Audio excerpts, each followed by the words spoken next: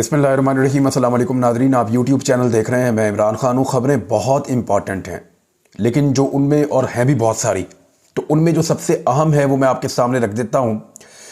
सबसे पहले ARY के ऊपर एक ख़बर चली, और ARY के ऊपर जो ख़बर चली है वो नई नहीं है। यानी 2 हफ्ते पहले मैं इसका जिक्र कर चुका हूँ। 1 महीना पहले सिद्दीक जान ने इसका शोर मचाया था और बार बार उसने ये बात की थी। तब कई लोग ये कह रहे थे कि ये क्या बात कर रहा है। तो सबसे पहले सिद्दीक जान ने और कुछ और सहाफ़ियों ने इस पे बात की। मैं 2 हफ्ते पहले से इसके बारे में जिक्र कर रहा हूँ कि काजी फ़ाइज़ ईसा साहब को एक्सटेंशन देने का एक प्लान, उसकी तजवीज़ मौजूद है, और उसके लिए एक तरीक़ाकार जो है वो अडॉप्ट किया जाएगा। क्योंकि काजी फ़ाइज़ ईसा साहब की अगर मुद्दत मुलाजमत को बढ़ाना है और उसको 3 साल तक करना है, तो याद रखिए 3 साल के लिए पाकिस्तान तहरीक-ए-इंसाफ तो हो गई दफन अदालती मामलात में। मैं अदालती मामलात में कह रहा हूँ, अवामी मामलात में नहीं कह रहा, एहतजाजी मामलात में नहीं कह रहा, बाकी मामलात में नहीं कह रहा, लेकिन मैं सिर्फ अदालती मामलात की बात कर रहा हूँ। तो जो काजी फ़ाइज़ ईसा साहब का पाकिस्तान तहरीक-ए-इंसाफ के बारे में रवैया अमूमी तौर पे हमने देखा, उसमें ऐसा लगता है कि ये जमात मजीद दीवार के साथ लगेगी अगर 3 साल की एक्सटेंशन काजी फ़ाइज़ ईसा साहब को मिल जाती है। तो ये बात हम काफ़ी दिनों से कर रहे हैं। अब पहली मरतबा ARY के ऊपर ये खबर चली है। मैं आपको ARY से ही पढ़ के सुनाता हूँ। Chief justice of Pakistan justice Qazi Faez Isa की मुद्दत मुलाजमत 3 साल करने पर गौर किया जा रहा है। ARY न्यूज़ के मुताबिक चीफ जस्टिस काजी फ़ाइज़ ईसा की मुद्दत मुलाजमत 3 साल करने का फैसला हो गया तो आईनी तरमीम लाई जाएगी। इससे पहले चीफ जस्टिस की मुद्दत मुलाजमत का तकर्रुर उम्र के लिहाज से तय है। ज़राए का बताना है कि आईनी तरमीम के लिए कमेटी ने तैयारी शुरू कर दी है। सेनेट इलेक्शन के बाद मुद्दत मुलाजमत पर फैसला होने के बाद आईनी तरमीम लाई जाएगी। दूसरी जानिब वफाकी वज़ीर इत्तलात अता तारड़ का कहना है कि चीफ जस्टिस के ओहदे की मुद्दत तय नहीं की जा रही। हुकूमत इनके ओहदे की मुद्दत बढ़ाने का इरादा नहीं रखती है। उन्होंने वैसी बात की, लेकिन ये खबर चलाई गई है। अब ये खबर किसने चलवाई है, ये बहुत इंपॉर्टेंट है। ये खबर थोड़े दिन पहले से आ रही है। इस वक्त ARY को किसने कहा कि ये खबर चलाएं? देखें, आप इन चीज़ों पे गौर करें। काजी फ़ाइज़ ईसा साहब को अगर आप देखें कि कुर्बत उनकी जो है वो मियां नवाज शरीफ साहब उनको बहुत पसंद करते हैं। मरियम नवाज साहिबा ने, नवाज शरीफ साहब ने हर जगह पे उनका नाम लिया है।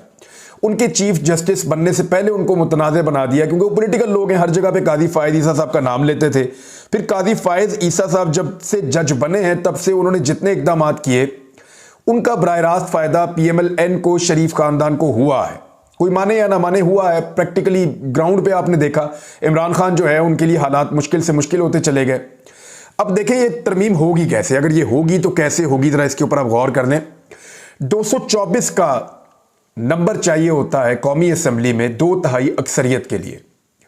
जिसके पास 224 पूरे हो जाएं, चाहे वो अकेली जमात हो, चाहे उसके साथ 4 जमातें और हों, जब 224 पूरे हो गए तो वो एक आइन में तरमीम कर सकते हैं। चीफ जस्टिस की मुद्दत मुलाजमत को बढ़ाने के लिए या उसको 3 साल करने के लिए या एक नई कानून साजी करने के लिए, आइन में तरमीम करने के लिए 224 का नंबर चाहिए। 224 का इनकी तो सादा अक्सरियत नहीं बनती थी, लेकिन पाकिस्तान तहरीक-ए-इंसाफ के साथ बड़ी सख्त ज्यादती की गई और उनके साथ नाइंसाफ़ी की गई। उनसे बल्ले का निशान ले लिया गया, लेवल प्लेइंग फील्ड उनको नहीं दी गई। उसके अलावा आरोज जो हैं वो उन्होंने बेचारों ने केस लड़के जीत भी लिया कि हमें आरोज जो है वो अदलिया के दिए जाएं जो इंसाफ कर सकें, लेकिन आरोज जो है वो ब्यूरोक्रेट दे दिए गए, और वो भी काजी फ़ाइज़ ईसा साहब की अदालत से फैसला हुआ। तो इस पे पाकिस्तान तहरीक-ए-इंसाफ की जो जीत थी उसको हार में बदलने की कोशिश की गई, लेकिन फिर भी वो जीत गए। उसके बाद जो है वो फॉर्म 47 के ऊपर एक हुकूमत बना दी गई। अब पूरे मुल्क के अंदर भूचाल आ गया। वो अदालत जो किसी जगह पे चंद दरख्तों की कटाई के ऊपर 100 मोटो नोटिस ले लेती है, एयरपोर्ट पे शराब बरामद हो जाने के ऊपर 100 मोटो नोटिस ले लेती है, हर छोटे छोटे और बड़े बड़े मसलों के ऊपर 100 मोटो नोटिस ले लेती है, एक ऐसी अदालत जिसकी एक लंबी तारीख है 100 मोटो नोटिस लेने की, जब मुल्क का सबसे बड़ा काम हुआ, यानी पूरे मुल्क के अंदर एक इलेक्शन हुआ और उस इलेक्शन के ऊपर बेशुमार सवालात खड़े हो गए, पूरा का पूरा मुल्क हिल गया, आलमी मुबस्सरीन हिल गए, आलमी मीडिया ने इसको रिपोर्ट कर दिया, दुनिया भर के मुमालिक से इसके ऊपर स्टेटमेंट्स आ गए, पाकिस्तान के मीडिया ने इसको बोगस रिजल्ट करार दे दिया। इसके बावजूद पाकिस्तान की किसी अदालत ने या सुप्रीम कोर्ट ऑफ पाकिस्तान ने खास तौर पे काजी फ़ाइज़ ईसा साहब ने इसके ऊपर नोटिस नहीं लिया, कोई 100 मोटो नहीं हुआ।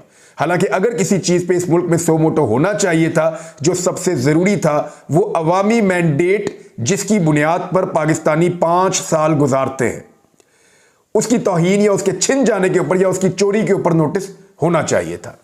लेकिन उसके ऊपर नोटिस नहीं होता। फिर होता क्या है कि एक हुकूमत बन जाती है, चूं चूं का मुरब्बा इकट्ठी करके पॉलिटिकल पार्टी हुकूमत बन गई, पाकिस्तान तहरीक इंसाफ की सीटें छिन गई, लेकिन फिर भी नंबर पूरा नहीं हो रहा। अब जब नंबर पूरा नहीं हो रहा, 224 का, सादा हुकूमत तो बन गई, लेकिन आईनी तरमीम के लिए 224 का नंबर चाहिए था। तो 224 का नंबर पूरा करने के लिए थोड़े दिन पहले सिद्दीक जान ने इसको सबसे पहले रिपोर्ट किया था। मेरी उससे जब बात हुई तो उसने सारी तफसीलात मुझे बताई। फिर मैंने कुछ और सहाफियों से बात की, उन्होंने भी मुझे कहा कि यह खिचड़ी पक रही है। हुआ ये कि मखसूस नशिस्तें इलेक्शन कमीशन ने, जो पाकिस्तान तहरीक इंसाफ जीती थी, यानी जो जीतता है उसके हिसाब से उसको मखसूस नशिस्तें मिल जाती हैं। तहरीक इंसाफ की दर्जनों मखसूस नशिस्तें छीन कर बाकी पॉलिटिकल पार्टीज को दे दी गई। यानी जिनकी हुकूमत बनाई गई उनका 224 पूरा करने के लिए उनको वो सीटें भी मिल गई, फिर भी 224 पूरा नहीं हो रहा था। फिर पूरा करने के लिए पाकिस्तान तहरीक इंसाफ की सीटें एक एक करके कम होना शुरू हुई। रिकाउंटिंग के अंदर इलेक्शन कमीशन कभी यहां से एक सीट दे देता है, कभी वहां से एक सीट दे देता है। तहरीक इंसाफ को होश ही नहीं, तो उनकी एक एक करके सीटें जाने लगी। वो इसके ऊपर कोई लायामल ही नहीं बना पाए। तो हुआ यह कि इस तरह पाकिस्तान तहरीक इंसाफ के खिलाफ जो हुकूमत बनी हुई है उसको 224 के करीब पहुंचाया जा रहा है।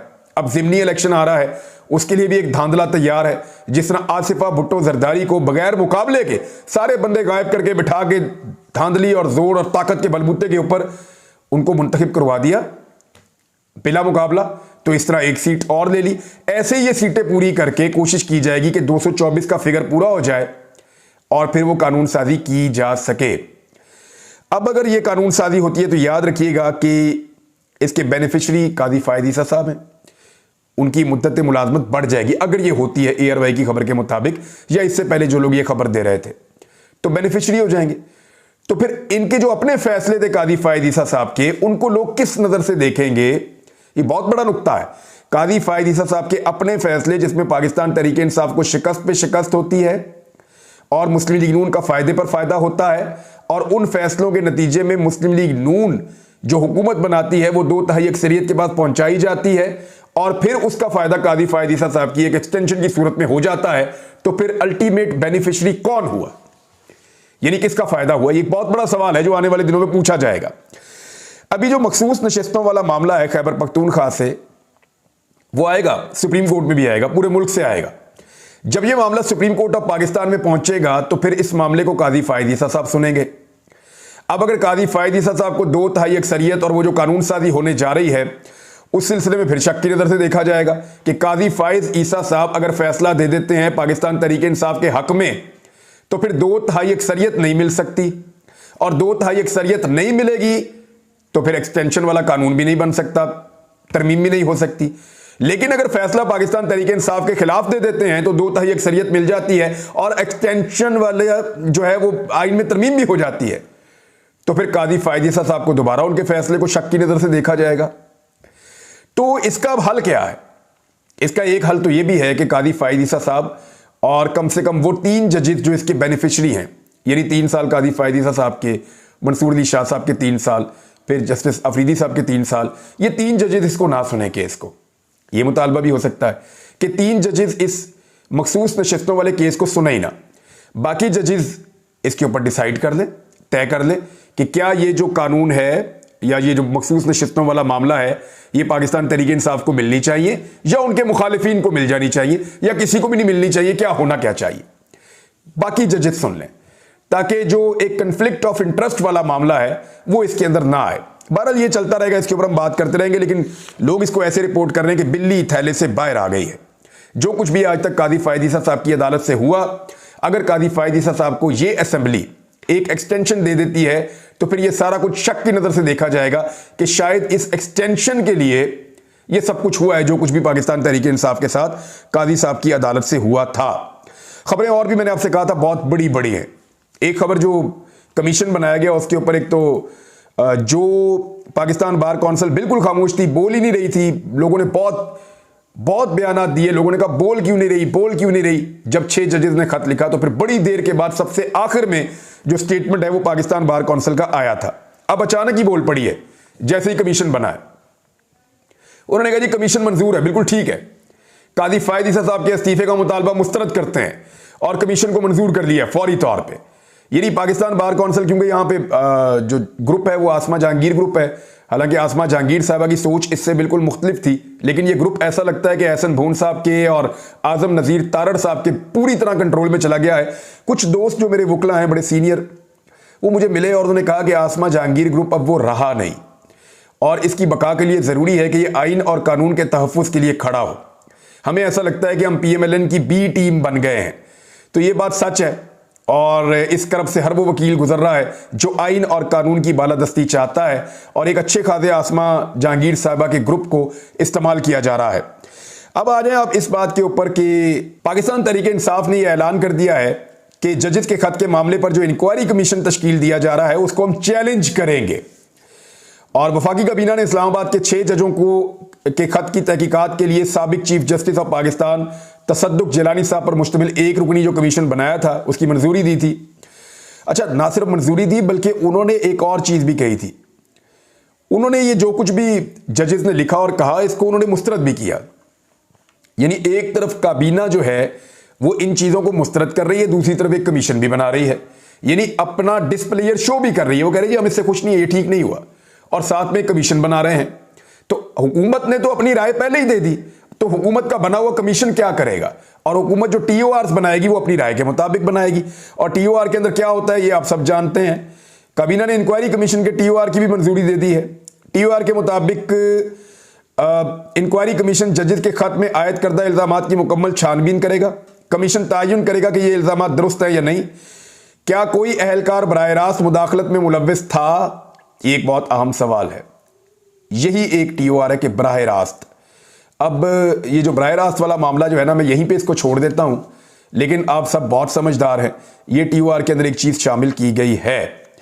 TOR के मुताबिक कमीशन तहकीक करके हकायक की बुनियाद पर किसी एजेंसी, महकमे या हुकूमती इदारे के खिलाफ कार्रवाई तजवीज़ करेगा और कमीशन को इंक्वायरी के दौरान किसी और मामले की भी जांच करने का इख्तियार होगा। अच्छा, ये पाकिस्तान तहरीक इंसाफ ने यह कहा है कि हम इसको चैलेंज करेंगे और हम इसको नहीं मानते। इसको कोर्ट के अंदर चैलेंज करेंगे, जाएंगे और जाकर कहेंगे कि ये कमीशन हम नहीं मानते, ये कमीशन ठीक नहीं है। PTI की जो उनका मुतालबा है, जो उनकी डिमांड है वो क्या है? वो ये कहते हैं कि मेमो गेट टाइप का जो एक कमीशन बना था या इलेक्शन इंक्वायरी का एक कमीशन बना था, उस तरह का एक कमीशन बनाया जाए। और ये जो 6 जजेस ने खत लिखा है ये बड़ा हसास नौयत का मामला है, कोई छोटा मामला नहीं है। ये यकरुकनी कमीशन हम नहीं मानते, कमीशन बनाया जाए मेमोगेट और इलेक्शन इंक्वायरी कमीशन के तर्ज पर, जो हाजिर ड्यूटी जजेस जो हैं सुप्रीम कोर्ट ऑफ पाकिस्तान के वो इसका हिस्सा हों और वो इसके ऊपर कमीशन जो है वो इंक्वायरी करे, इंक्वायरी करने के बाद अपनी रिपोर्ट पेश करे। ये पाकिस्तान तहरीक इंसाफ का मुतालबा है इस मामले में। एक चीज़ मैं नवाज शरीफ साहब के हवाले से कर दूं कि नवाज शरीफ साहब इस वक्त एक डबल गेम खेल रहे हैं। वो क्या गेम खेल रहे हैं देखें, एक तो उन्होंने अपने भाई को वज़ीर-ए-आज़म पाकिस्तान बनवा लिया और गंद का टोकरा अपने सर पे उठाने के बजाय अपने भाई के सर पे रख दिया, इक़्तिदार उनके पास है। दूसरा, उन्होंने अपनी बेटी को वज़ीर आला पंजाब बना लिया, उनका भी इंटर्नशिप हो रही है, वो वज़ीर आला पंजाब के तौर पे सीख रही है कि कैसे हुकूमत करते हैं, कैसे निज़ाम चलाते हैं। पंजाब भी अपने कंट्रोल में कर लिया। और तीसरा, वो एक एंटी एस्टेब्लिशमेंट बयानियाँ भी बना रहे हैं कि नवाज शरीफ के साथ बड़ी ज़्यादती हो गई, नवाज शरीफ को इक़्तिदार में नहीं आने दिया गया, नवाज शरीफ का रास्ता रोक दिया गया, नवाज शरीफ का रास्ता रोक कर पाकिस्तान की तरक्की का रास्ता रोक दिया गया। नवाज शरीफ के असली वोट अगर गिन लिए जाए ना तो बरतानिया तक नवाज शरीफ का रास्ता कोई नहीं रोक सकता। सीधा लंदन वाले फ्लैट में जाके मियाँ साहब की ब्रेकें लगनी है अगर असली वोट मियाँ नवाज शरीफ के गिन लिए गए, लाहौर वाले हल्के के भी। मामला यह है कि बहुत बुरी तरह शिकस्त हुई है PMLN को। बहुत ज़्यादा भी ये कर देना तो 30-35 से ऊपर सीटें ये जीते नहीं थे PMLN के लोग। बहुत बुरी शिकस्त हुई है। पंजाब में 50 के करीब सीटें इन्होंने जाली ली हुई हैं। यहां से कम पाकिस्तान तहरीक इंसाफ की 50 सीटें इन्होंने छीनी हुई हैं। पंजाब की मैं बात कर रहा हूं, बाकी मुल्क में तो पाकिस्तान तहरीक इंसाफ की और बहुत सारी, लगभग उनकी तो वो उनका क्लेम है कि 80-90 सीटें उनकी छीनी गई हैं, आधा मैंडेट उनका छीन लिया गया है और अभी भी छीनने का सिलसिला जारी है। तो नवाज शरीफ साहब कर ये रहे हैं, एक तरफ इक़्तिदार के मजे ले रहे हैं और दूसरी तरफ वो एक बयानिया बना रहे हैं एंटी एस्टेब्लिशमेंट कि नवाज शरीफ का रास्ता रोका गया है। यानी नजम सेठी साहब को भी उन्होंने एक ट्रैक दिया हुआ है, वो उधर को लगे हुए हैं। मियाँ जावेद लतीफ़ साहब के उस सर पे भी हाथ रखा हुआ है कि तुम भी ये स्टेटमेंट देते रहो, वो उधर को लगे हुए हैं। ख्वाजा आसिफ साहब को भी एक डायरेक्शन दी हुई है कि वो उधर को लगे हुए हैं। तो नवाज शरीफ साहब हमेशा गुड कॉप और बैड कॉप ये बड़ी अच्छी तरह का खेलते हैं। उन्होंने इस वक्त शहबाज शरीफ को गुड कॉप बनाया हुआ है और वो सब यस बॉस कर रहे हैं और वो मामलात को चला रहे हैं। हुकूमत उनके पास है। अगर तो हुकूमत कामयाब हो जाती है तो इसके बेनिफिशियरी सारे मिलकर बन जाएंगे। अगर नाकाम हो जाती है तो नवाज शरीफ अपना एंटी एस्टेब्लिशमेंट बयानिया लेकर अपनी सियासत को जिंदा करने की कोशिश करेंगे, जिसके इम्कानात बहुत कम है क्योंकि पाकिस्तानी अब बहुत सियाने हो गए। लेकिन नवाज शरीफ एक चीज में कामयाब हो जाएंगे, वो अपनी पार्टी के जो जज्बाती वर्कर हैं कम से कम उनको मोटिवेट करने में कामयाब हो जाएंगे कि अगर नवाज शरीफ होता तो ये हो जाता या वो हो जाता। भाई नवाज शरीफ का भाई है, दिन में 4 दफा मियां साहब से बात करता है, उनकी अपनी बेटी है, सारा दिन उनके साथ होती है, मियां साहब खुद पंजाब हुकूमत के मुशीर बने हुए हैं। तो ऐसी सूरत हाल में जो फेलियर है ना, वो नवाज शरीफ का फेलियर है, ये आप सबने याद रखना है। ये जो कुछ भी हो रहा है नवाज शरीफ साहब इसका हिस्सा है, आसिफ अली जरदारी और पीपल्स पार्टी इसका हिस्सा है। कोई अपने आप को बाहर रख के बेचारा बनने की कोशिश ना करे। मियां नवाज शरीफ साहब को सूट करता है कि अगर काजी फायद ईसा साहब को एक्सटेंशन मिल जाए तो, लेकिन क्या यह बात पाकिस्तान की एस्टेब्लिशमेंट को सूट करती है? यह बहुत बड़ा सवाल मैं छोड़कर जा रहा हूं, लेकिन उन लोगों के लिए छोड़कर जा रहा हूं जिनको खबरों की समझ है और जो लोग इतना शऊर तो अब रखते हैं कि एक्चुअली पाकिस्तान में चल क्या रहा है। अब तक के लिए इतना ही। अपना ख्याल रखिएगा, अपने इस चैनल का भी। अल्लाह हाफिज।